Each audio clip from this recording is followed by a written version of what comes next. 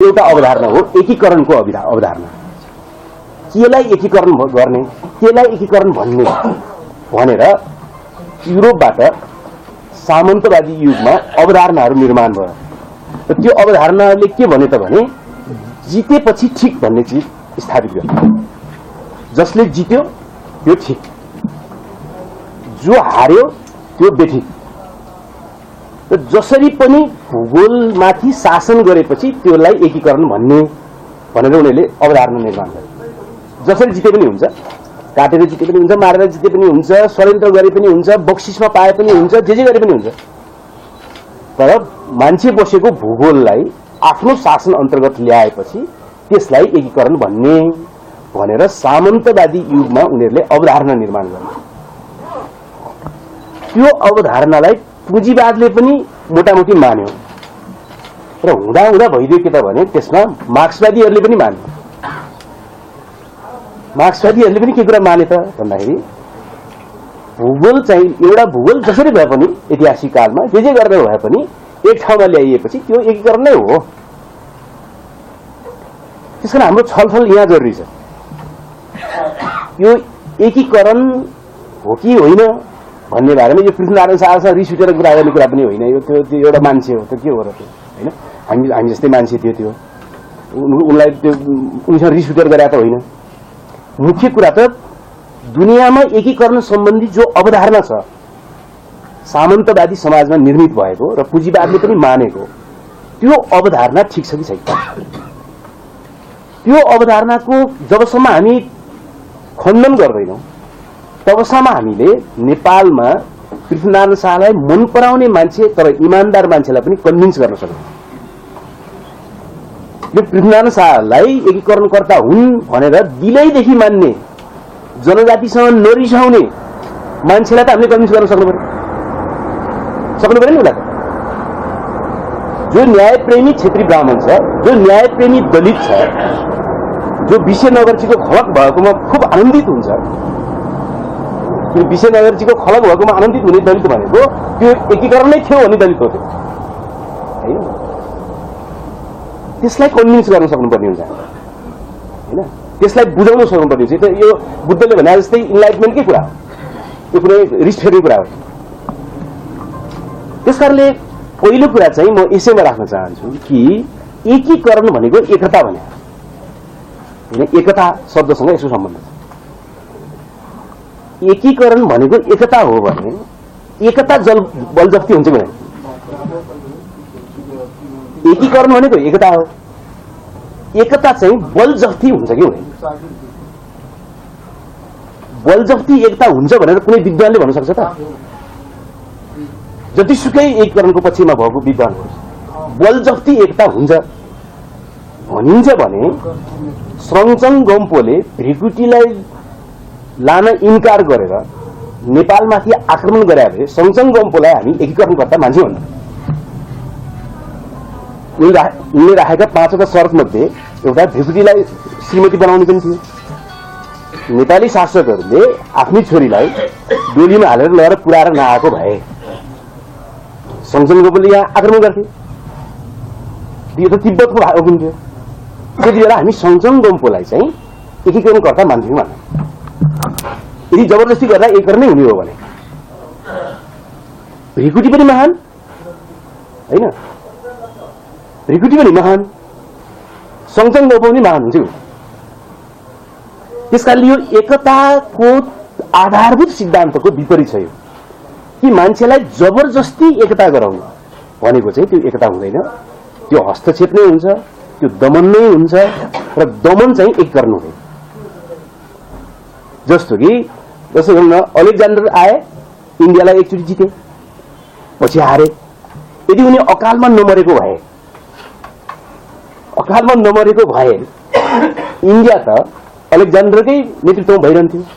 त्यति बेला कि आजका इन्डियनहरूले अलेक्जेन्डरलाई चाहिँ एकीकरणकर्ता मान्थे त?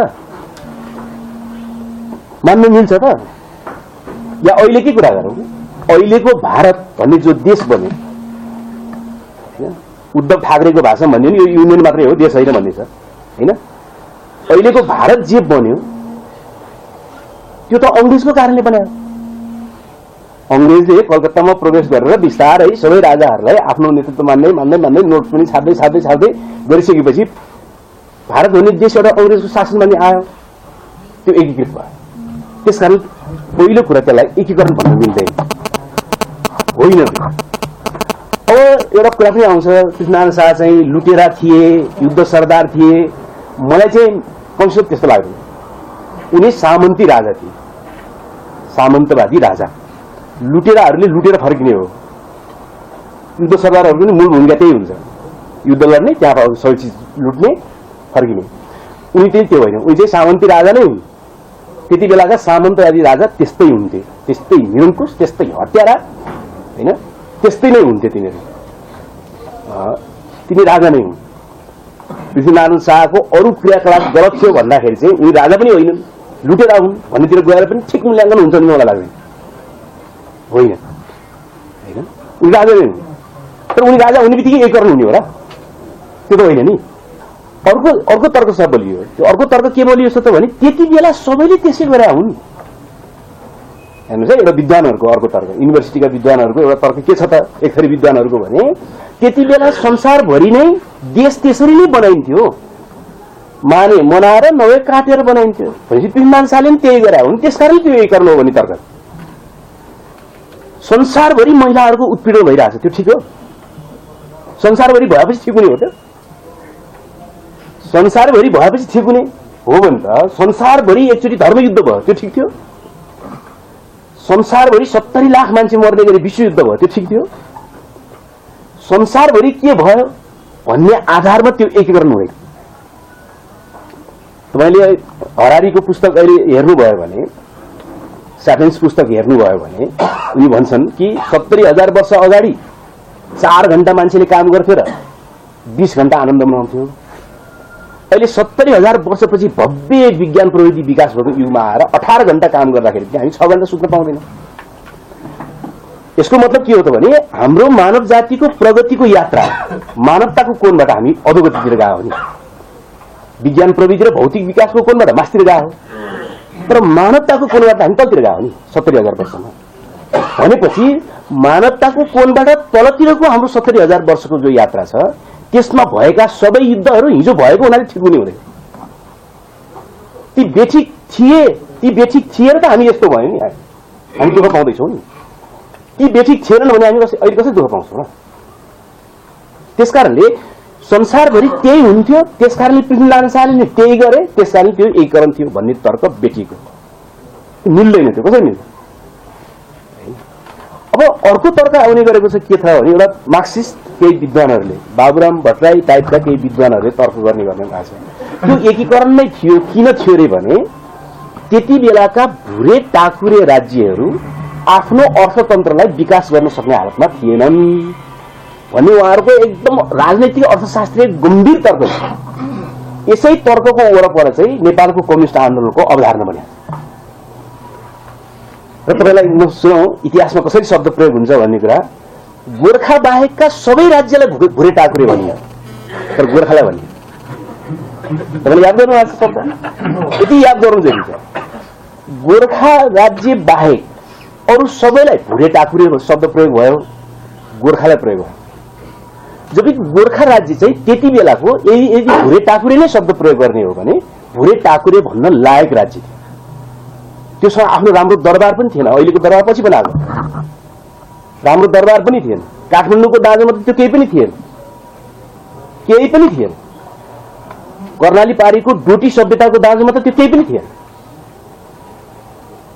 होइन। त्यो आम्दानीको हिसाबले कुरा गर्ने भने सिएन वंशीय राज्यहरू सबभन्दा बढी अन्नको आम्दानी गर्थे, हैन। मकवानपुर, चौदण्डी र विजयपुरबाट गोर्खाको आम्दानी स्रोतै थियो। त्यो त विष्णुनगरीसँग कसरी पैसा किन्न जाने भनेर एक रुपियाँ माग्ने सिद्धान्तै थाहा छैन त, पैसा दिएन, आम्दानी थिएन भन्ने कुरा त। भनेपछि त्यो चाहिँ भुरे टाकुरे भएन, अरू चाहिँ भुरे टाकुरे भनेर लेखिदिए इतिहासकार। अनि मान्छेको दिमागमा नै के हाल्दियो त भने यति भुरे टाकुरे के भुरे टाकुरे टाकुरामा भएका थिए, तिनीहरू आफ्नो अर्थतन्त्र बनाउन र प्रगति गर्न लायक थिएनन्। त्यसकारणले त्यसलाई एउटै ठूलो देश बनाउँदाखेरि चाहिँ ठूलो अर्थतन्त्र निर्माण हुन्थ्यो। त्यो चाहिँ समाजशास्त्रीय दृष्टिले पनि उत्पादन सम्बन्धको थ्योरीको दृष्टिले पनि त्यो न्यायपूर्ण थियो। त्यस कारणले त्यो एकीकरण भन्ने नेपालका मार्क्सिस्टहरूको सबभन्दा उन्नत तर्क है यो नेपालका मार्क्सिस्टहरूले गरेको उन्नत तर्क।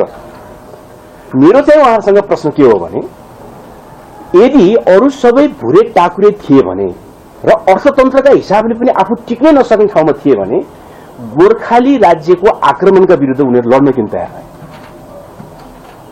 किन तयार? किन जो आफू अर्थतन्त्रमा टिक्नै सक्दैन त्यसले त उसँग सम्झौतै गर्थ्यो नि, उसको झुक्नै पर्थ्यो नि, उसले झुक्नै पर्थ्यो नि, तर झुकेन। अझ तपाईँले हामी अक्सर यहाँ काठमाडौँमा हुने यो मध्य नेपालमा हुनेहरूले पश्चिमको धेरै कुरा गर्दैन। पश्चिमको कर्णाली पारीको डोटेली सभ्यताले त गोर्खाली फौजसँग अंग्रेजसँग मिलेर लड्या हो नि, अंग्रेजसँग मिलेर गोर्खाली फौजसँग लड्या र उनीहरू हारे। अंग्रेजले साथ छोडिदियो, त्यस कारणले हारेपछि 1498 जना मान्छेलाई काटियो हैन। 500 भन्दा बढी त्यहाँका युवतीहरूलाई बनारसमा लगेर 150 को दरले बेचियो। त्यहाँ अहिले पनि लोकगीतहरूमा गोर्खाली सेनालाई बलात्कारी सेनाको रूपमा लोकगीत गाइन्छ। जो अंग्रेजसँग मिलेर समेत गोर्खाली सेनाको विरुद्ध लड्न तयार छ डोटेली राज्य, त्यो कसरी चाहिँ भुइँ टाकुरो थियो? त्यो कसरी आफैलाई अर्थतन्त्रमा धान्न नसक्ने थियो त? थिएन, होइन। त्यो काठमाडौँ चाहिँ गोर्खा भन्दा पनि अर्थतन्त्रमा धान्न नसक्ने थियो त? मिल्छ त यो तर्क? मिल्दैन। सेन सम्राट अन्तर्गत स्वायत्तता भोगिरहेका किराँतका र लिम्बुवानका राज्यहरू उनीहरू टिक्नै सम्भव थिएन भने सेन राज्यले खान्थ्यो भात कहाँबाट खान्थ्यो? यो तर्क ठिक छैन। यो मार्क्सिस्टहरूले दुनियाँका अरू भागहरूमा लागू भएको तर्कलाई ल्याएर नेपालमा पनि जबरजस्ती लागू गरिदिए। त्यो कुरा सत्य हो, हुनै सक्दैन। किनकि अर्को कुरा यसैमा म थप तर्क राख्न चाहन्छु। तर्क के राख्न चाहन्छु भने ल मान्नुहोस् म गरिब भएँ, मैले प्रगति गर्न सकिनँ, तपाईँ चाहिँ को मलाई धनी बनाउन आउने? तर धनी बन्दैन थियो नि, त्यो नाक काटेर पनि बनाउँछ भन्नुभएपछि मलाई छैन त, त्यो त मिल्दैन नि होइन। साना साना भुरे टाकुरे राज्यहरू गरिब भए, अगाडि बढ्न सकेनन्। पृथ्वीनारायण शाहको दिमागमा दिव्य उपदेश खुल्यो, उनलाई म धनी बनाउँछु होइन। अब मान्दैन थियो नि, त्यसलाई काटेर पनि बनाउँछु, अब कसरी हुन्छ? यो त मिल्दैन, यो त कुनै तर्क भएन नि। कि त हामीले समुदाय जनसमुदाय महान हुन् भन्ने सिद्धान्तै छोडिदिनु पर्यो, आफ्नो निर्णयको अधिकार हुन्छ जनतासँग भन्ने कुरा छोडिदिनु पर्यो, नमान्नु पर्यो। जनतासँग केही पनि आफ्नो निर्णयको अधिकार हुँदैन, राष्ट्रसँग पनि हुँदैन, त्यसलाई नाक काटिनु हुन्छ र काट काटिनु हुन्छ, माग काटिनु हुन्छ भन्नु पर्यो। कि त कुनै विद्यालय त्यो भन्न त सक्दैन थियो नि, सक्दैन नि त। सक्दैन भने कसरी मिल्छ? र दुनियाँमा साम्राज्यवादीहरूले उपनिवेशवाद लागू गर्दाखेरि संसारभरि एउटै नारा दिया त हुन् नि, तिमीहरू पछाडि परेका छौ, तिमीलाई हामी आधुनिक जीवनमा लैजान्छौँ, यही भने होइन र? पोर्चुगलले ब्राजिलमा गएर त्यही भने हो, स्पेनले चाहिँ क्युबामा आएर त्यही भने हो, बेलायतले इन्डियामा आएर त्यही भने हो। तिमीहरू एकदम पिछडिएका छौ होइन, हामी चाहिँ तिम्रो उद्धार गर्छौँ होइन। अहिले चाहिँ साम्राज्यवादले तिम्रो हामी समृद्धि गरिदिन्छौँ भन्छ, त्यो बेला नयाँ दुनियाँमा लान्छौँ भन्छ। शब्द फरक भएको हो नि। अनि म जानै चाहन्न भने तिमीले समृद्धि गरिदिनु पर्ने किन भन्न पाउने नपाउने? म तपाईँलाई एउटा ल्याटिन अमेरिकी कथा सुनाउँछु।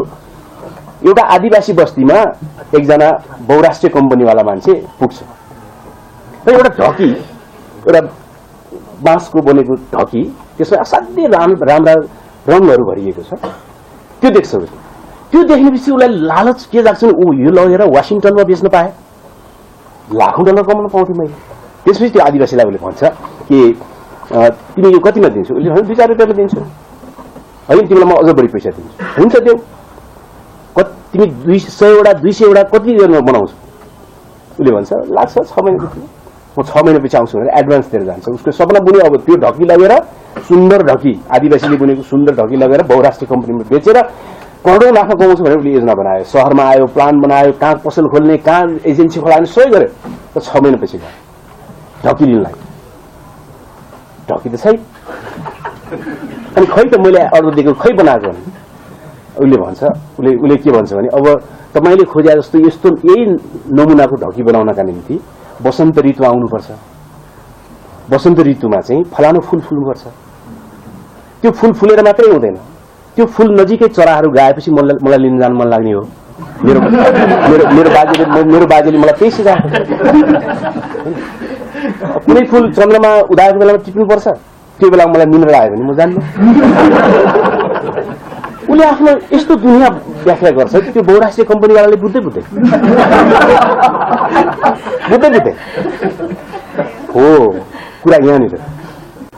ऊ ढकी बनाउने उसको जीवनको संस्कृति हो।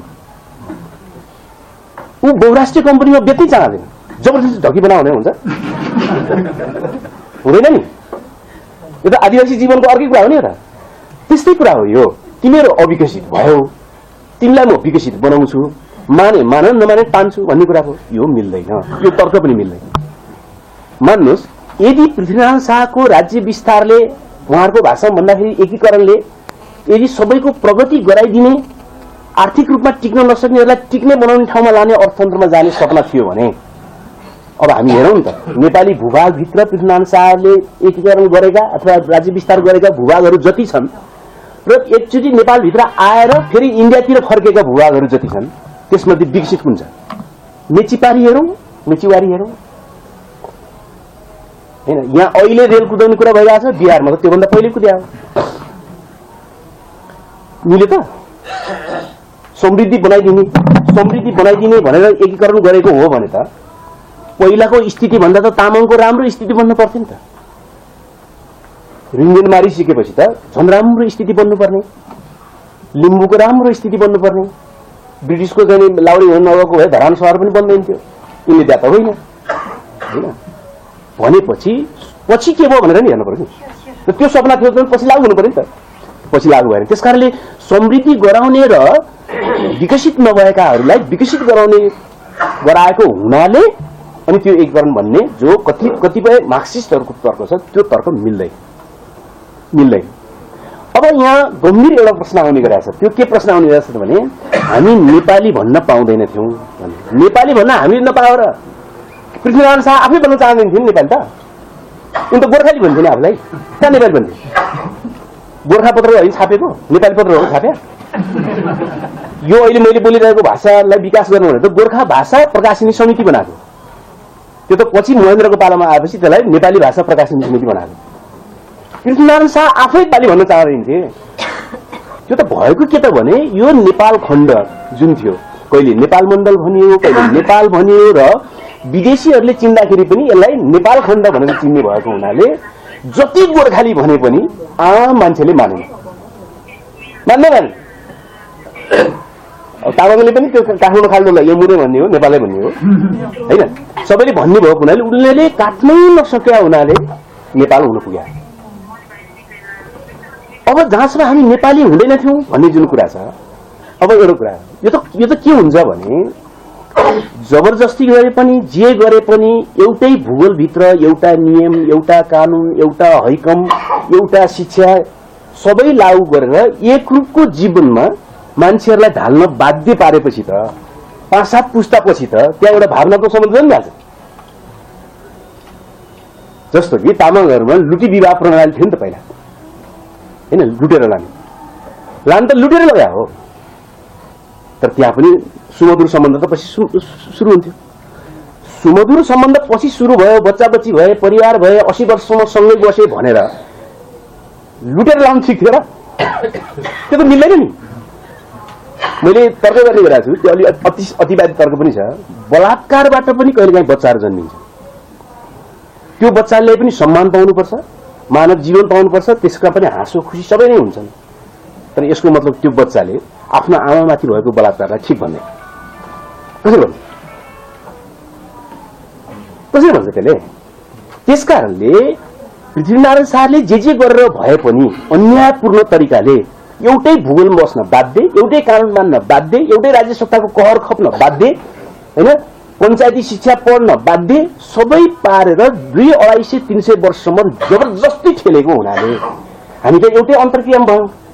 हाम्रो आर्थिक अन्तर्क्रिया एउटै हुन थाल्यो, नोट एउटै चल्न थाल्यो होइन, कानुन मान्न थालियो, कोही जेल गए, धेरैले मान्न थाले, गर्दै गर्दै गर्दै गर्दै हामी बिचमा आर्थिक रूपमा पनि घुलमिल हुन थाल्यो, सामाजिक रूपमा पनि जबरजस्ती घुलमिल हुन थाल्यो। जसको कारणले हामी बीचमा एउटा आन्तरिक राष्ट्रियताको भ्रूण पनि जन्मिन थाल्यो। यो आन्तरिक राष्ट्रियताको जो भ्रूण जन्मिएको छ यो बेठी भने होइन नि, कसले भनेको यहाँ? या कुन चाहिँ जाति, कुन चाहिँ राष्ट्र, कुन चाहिँ समुदाय छ र यो देश छोडेर जान्छु भन्ने कोही पनि छैन नि। पहिला पनि तामसालिङ अन्तर्गत जो 27-28 वटा किपट राज्यहरू थिए भनेर भनिन्छ, उनीहरू पनि त अरूसँग मिलेरै बसेका थिए नि। काम तामसालिङमा पर्खाल लाउने होइन, अनि हामी चाहिँ मल्लहरूसँग नमिल्ने भनेर बसेका हो र? त्यो त होइन नि। कहिले उनीहरू मकवानपुरको सेन वंशी राज्यको अन्तर्गत पुगेका थिए, कहिले मल्लहरूसँग पुगेका थिए, कहिले स्वतन्त्र भएका थिए। अब लिम्बूहरू पनि सेन वंशीय राज्यको चाहिँ स्वायत्तता स्वीकार बसेका त हो, चौदण्डीको स्वीकार बसेका खमुवाले अथवा किराँतले। यो त हुने नै कुरा हो नि, यो त मिलेरै बसेको कुरा हो नि। पहिलेदेखि नै कुरा त्यहाँ छैन, कसैले पनि यहाँ टुक्राउने हुने कुरा त कसैले गरेको छैन नि।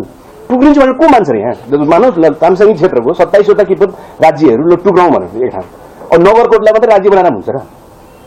त्यो त हुनेवाला छैन नि, सबैले बुझाएको छ नि। तामसालिङको तामाङले बुझ्दैन त्यो कुरा।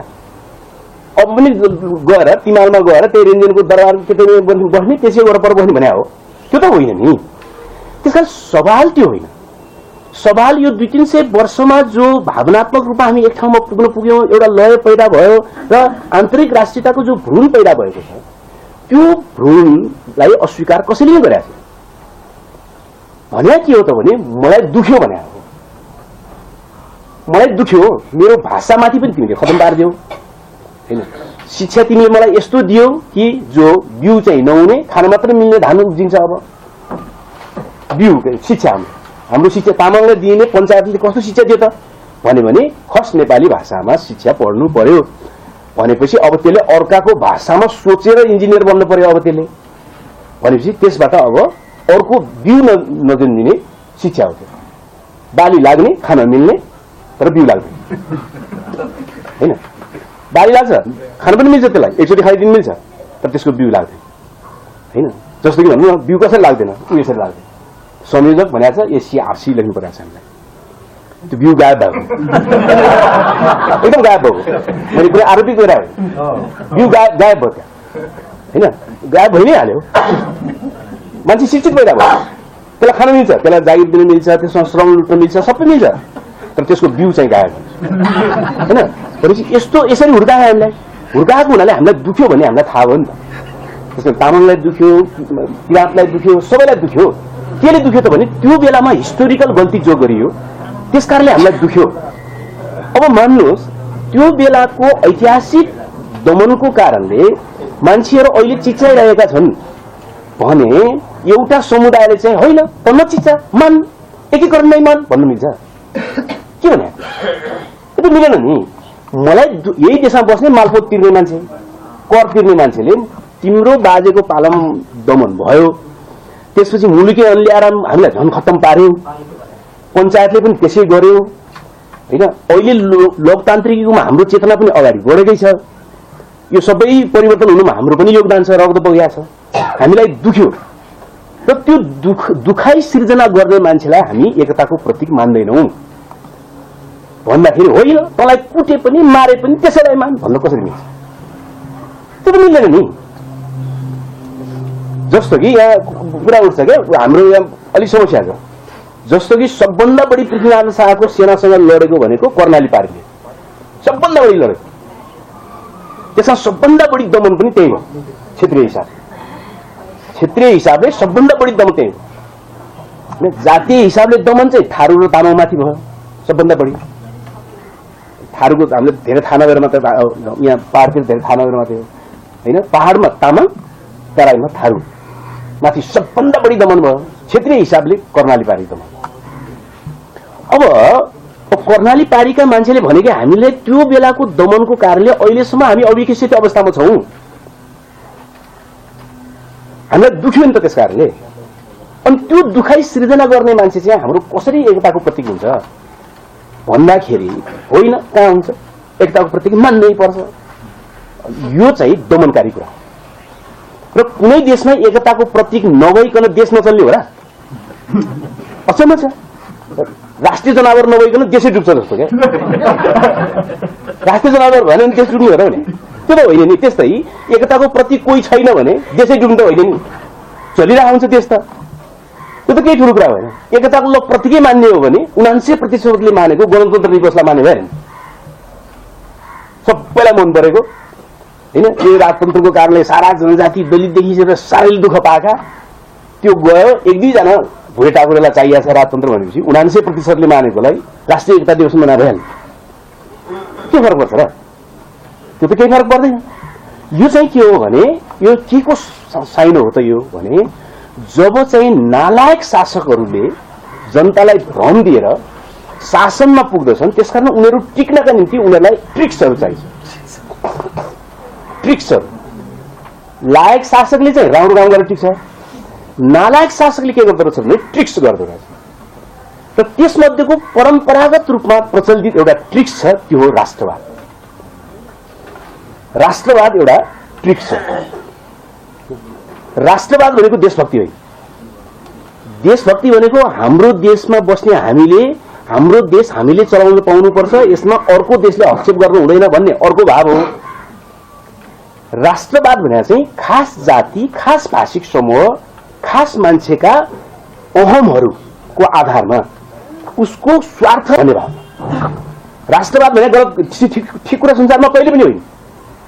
नेपालमा गाँचे माझे पारेर देशभक्ति भने पनि राष्ट्रवाद भने पनि सबै एउटै भनेर मात्रै हो। देशभक्ति अलग कुरा, राष्ट्रवाद अलग कुरा। त्यसकारण अब नालायक शासकहरूले दुनियाँभरि पक्रेको के त भने दमन गर्नलाई राष्ट्रवाद। हिटलरले पक्रेको पनि नाजी राष्ट्रवाद हो। हामी जर्मन नाजीहरू चाहिँ संसारका अरू मान्छेभन्दा अब्बल हुन् भनेर उसले अरूलाई सिद्धाउन खोजेको। मुसोलिनीले पनि गरे त्यही हो। अब अहिले अमेरिकामा उडाएको पनि त्यही हो। अहिले भारतमा त टटकारै देखिन्छ त्यही नै हो, त्यही नै हो। गाई नखाने महान, गाई खाने तुच्छबाट सुरु। अब त्यो हिन्दू उच्च जातमा आधारित राष्ट्रवाद हो। त्यो अरू सबैको निम्ति दमनकारी हुन्छ। र अब नेपालमा पनि के भयो त भने छट्टु शासकहरूले के गरे त, आफू नालायक छु भन्ने कुरा थाहा छ उनीहरूलाई, किन आफ्नो बारेमा सबभन्दा बढी आफूलाई थाहा हुन्छ नि। आफू नालायक छु भन्ने कुरा थाहा छ। अब त्यो नालायकपनबाट चाहिँ कसरी हटाउने त ध्यान र चर्चित हुने त भन्दाखेरि इन्डियाको विरोध गर्ने भनेर सुरु हुन्छ। लुकेर जाने, नमस्कार गर्ने होइन, लुकेर जाने, नमस्कार गर्ने, अनि उनीसँग अनुमति लिएर आउने, हामी अलिअलि चाहिँ बोल्छौँ है भनेर, अनि यहाँ आउने र राष्ट्रवादी कुरा गर्ने। अनि पहाडिया समुदायको, पहाडिया एक खाले समुदायको चाहिँ हो राष्ट्रवाद चाहिँ ठिक कुरा हो होइन भनेपछि, त्यसकारणले गर्दाखेरि अन्तिम कुरा म कहाँ लगेर टुङ्गाउन चाहन्छु भने अहिले खोजेको नेपालका उत्पीडित राष्ट्रहरूले खोजेको हामीलाई पनि यो राज्य बनाउन 200-300 वर्षदेखि हामीले पनि लगानी गरेका छौँ। हामीलाई पनि न्यायपूर्ण सहभागिता चाहियो, हाम्रो अंश हामीलाई चाहियो। कुरा यति हो, यति हो। त्यो अंश नदिनका निम्ति यहाँ राष्ट्रवाद जन्माइयो। पहाडिया हिन्दू उच्च जातीय अहंकारमा आधारित राष्ट्रवाद हैन। त्यसले अनि महेन्द्रले यसको नायक त महेन्द्र हुन्, यसको नायक त महेन्द्र हुन् नि। किन नेपालको समाजको 3टा अध्ययन गर्नुपर्छ, पृथ्वीनारायण शाह, जङ्गबहादुर र महेन्द्र। यो 3टा अध्ययन गरे भने नेपाली समाजको कोर्स पुरा हुन्छ। पृथ्वीनारायण शाहले जबरजस्ती मान्छेहरू जोते, जात व्यवस्थामा आधारित भएर जङ्गबहादुरले मूल्यकरण ल्याएर व्यवस्थित गरे, त्यसलाई सौन्दर्य शास्त्रदेखि सबै मूल्य मान्यताबाट व्यवस्थित गर्ने काम महेन्द्रले गरे। चिमाल फुल्ने लेक भन्दा तल हैन, त्यसपछि चमेली फुल्ने भित्री मधेस भन्दा माथि, यति ठाउँको सबै चिज राम्रो नेपालमा हैन, सबै चिज राम्रो। डाँफे पनि त्यही हो, हिमालमा पनि होइन। हिमालमा डाँफे भने गीत लेखा त माधव हिँडेर मात्रै हो, गई पनि बस्ने हिमालमा त्यो चरा बस्दै बस्दैन, त्यो बस्दैन। त्यो चिमाल फुल्ने लेक भन्दा यता आउँछ, त्यो राम्रो हैन। गाई पनि जर्सी गाई राम्रो भने होइन नि, यो पहाडिया गाई राम्रो भने, जर्सी गाई कुरा होइन नि यो हैन, पहाडिया गाईको कुरा हो। अब लाली गुराँस पनि यही फुल्छ, त्यहाँभन्दा माथि चिमाल फुल्छ नि। सेतो गुराँसलाई कहाँ मान्छ त राष्ट्रिय, रातै हुनुपर्छ नि त्यो गुराँस त। त्यो चाहिँ चिमाल फुल्ने लेक भन्दा तल फुल्छ त्यो हैन। अनि अनुहार पनि कुन राम्रो भन्दाखेरि म त अलि बढी कालो छु, यहाँ अरू साथीहरू हुनुहुन्छ गाउँ गोरो राम्रो, किनकि त्यो खलकको, यो ठाउँमा बस्नेहरूको खलकको अनुहार चाहिँ गाउँ गोरो हुन्छ भनेपछि महेन्द्रले व्यवस्थित गरिदियो राष्ट्रवादको एउटा एकदम शानदार ढङ्गले। हो त्यो चीज अहिलेको कथित राष्ट्रवादीहरूले पक्रिए। अब पक्रिएपछि त त्यसको ऐतिहासिक निरन्तरता हुनु पर्यो। ऐतिहासिक निरन्तरता कहाँबाट सोच्ने त भन्दाखेरि अनि पृथ्वीनारायण शाहलाई भेटे हैन। किन पृथ्वीनारायण शाहलाई नै अघि सारे अब महेन्द्रले पनि भनेपछि अनि पृथ्वीनारायण शाहलाई यिनीहरूले फेरि पक्रिन गए। किनकि यसको सार कुरा भनेको आफू नालायक भएको कुरा बुझेका शासकहरूले आफूलाई ठूलो भ्रम दिएर जनतामाथि शासन गर्नका निम्ति राष्ट्रवादको खोल ओड्न थाले। त्यो राष्ट्रवादलाई अगाडि बढाउनका निम्ति चाहिँ उनीहरूलाई को चाहियो त भन्दाखेरि त्यो राष्ट्रवादको मूल नायक चाहियो। त्यो मूल नायक भनेको हो त भने पृथ्वीनारायण शाह। त्यसलाई ग्लोरिफाई गरिसकेपछि त्यसलाई ग्लोरिफाई गर्छन् भन्ने कुरा अहिले थाहा छैन, पहिले थाहा थियो। किन माधव घिमिरेलाई उनीहरूले जब कर्नेलको जर्नलको उपाधि दिए, माधव घिमिरेलाई हेर्नुहोस्, एउटा कविलाई सेनाको उपाधि किन दिए त? कविलाई त पुरस्कार दिने होला, सम्मान गर्ने होला, रथ यात्रा गर्थे, त्यस्तो गर्ने होला, तर उनलाई जर्नलको लुगै लगाइदिएर हैन जर्नल बनाए माधव घिमिरे कविलाई। किन गरे त भन्दाखेरि चाहिँ यो पहाडिया राष्ट्रवाद, हिन्दू उच्च जातीय पहाडिया राष्ट्रवादलाई सौन्दर्यमा ढाल्नका निम्ति सबभन्दा बढी जर्नलगिरी माधव घिमिरेले गरे। यो फेरि जसले हिमालको कविता लेखे तिनीहरू हिमालमा बस्नेहरू कोही पनि होइन। त्यो चिमाल फुल्ने लेख भन्दा उता जाँदैन थियो। त्यसले चिमाल फुल्ने लेखमा बसेर उभिएर हेर्छ अनि सेतो टल्क टल्किया देखेपछि यो सारा सुन्दर भन्ने देख्छ। एउटा शेर्पाले जो हिमाल चढ्छ त्यसले कविता लेख्यो भने त्यस्तो लेख्ने। ऊ चढ्नुभन्दा पहिले पूजा गरेर चढ्छ, त्यति डराउँछ त्यो। उसलाई थाहा छ कति डरलाग्दो छ हिमाल हैन। अर्कै कुरा हो भनेपछि यसले यो राष्ट्रवादलाई अगाडि बढाउनका निम्ति र त्यसद्वारा शासनलाई व्यवस्थित गर्नका निम्ति चाहिँ अब यस्तो दुर्घटना के भयो? यस्तो दुर्घटना के भयो भने मेरो अध्ययनमा चाहिँ नेपालको कम्युनिस्ट आन्दोलन असफल अवशेष भयो। कम्युनिस्ट आन्दोलनले जुन बेलासम्म क्रान्ति सम्पन्न गर्न सक्छु भन्ने सपना देख्यो त्यो बेलासम्म उसले अर्को ठिक नारा दियो। जब अब म अगाडि बढ्न सक्दो रहेनछु भन्ने कुरा जब थाहा भयो, विशेष त प्रचण्डजीलाई थाहा भयो। किन केपीजीहरूले त अहिले छोड्या होइन नि, 647 पनि सकिन्न भनेर छोड्या हो नि। प्रचण्डजीलाई जब थाहा भयो त्यसपछि अब के नारामा अगाडि बढ्ने?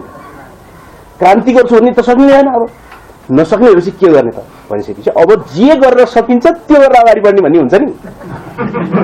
हेर्नु है, आफ्नो काम गर्न सकिन्न भने त जे गरेर अगाडि बढ्न सकिन्छ त्यो गर्ने भन्ने हुन्छ।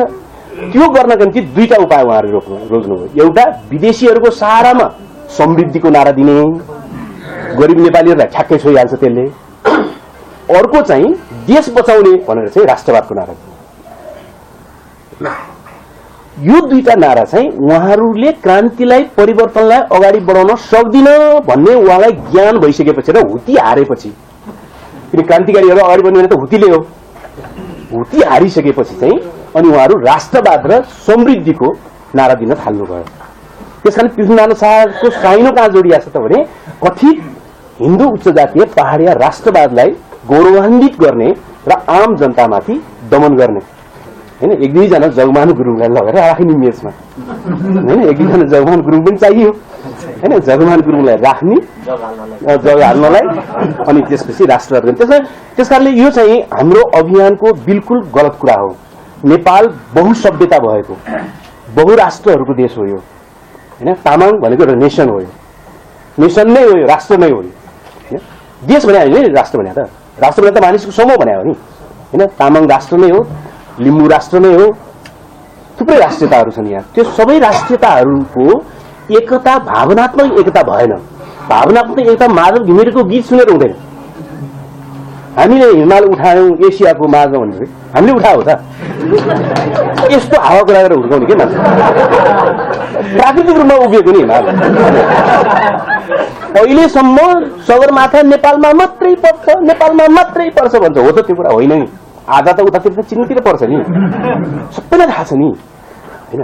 यस्तो हावा कुरा गरेर हुर्काउने के नभा कुराहरू, सुन्दर शान्त विशाल देश भन्ने कहाँ छ विशाल हैन। सुन्दर त सबैलाई आफ्नो देश सुन्दर लाग्छ, त्यो अर्कै कुरा हैन। शान्त पनि लाग्ला खुसी मान्छेहरूलाई, तर विशाल त भन्नै मिल्दैन नि, भूगोल नाप्दै मिल्दैन। अनि कसरी भने त्यत्तिकै मनमा हावादारी गौरव भर्ने हैन, मनमा हावादारी गौरव भरेर एकदम भागदारी गौरव भरेर अनि राष्ट्रवादी बन्न सिकाउने र आफ्नो सत्ता टिकाउने त्यो कुरासँग सम्बन्धित हामी त्यसको विपरीत नै छौँ। हामी त्यसको विपरीत छौँ, हुनुपर्छ। र मेरो भनाइ के छ भने अबको जनजाति भन्नुहोस् वा दलित भन्नुहोस् वा सबै उत्पीडित आन्दोलनहरूले इतिहासको पुरै सीमावलोकन गर्नु जरुरी छ। सिंहले जस्तो फर्केर हेर्ने भन्छन्, सीमावलोकन गर्ने, फर्केर हाम्रा कहाँ कहाँ समस्या भयो, हाम्रा लोछारहरूमा बहुराष्ट्रिय कम्पनीहरू छिर्न थाले नि, हाम्रा लोछारहरूमा बहुराष्ट्रिय कम्पनीहरू छिर्न थाले। गम्भीर छ कुरा, धेरै गम्भीर कुरा। त्यसैले हिजोको लडाईँको तरिकाले अब हुन्छ जस्तो मलाई लाग्दैन। हामीले बिल्कुल नयाँ ढङ्गले सोच्नुपर्ने हुन्छ। हामी सबै तयारी छौँ। तपाईँले यस्तो राम्रो अभियान सुरु गर्नुभयो, यसको जारी होस्।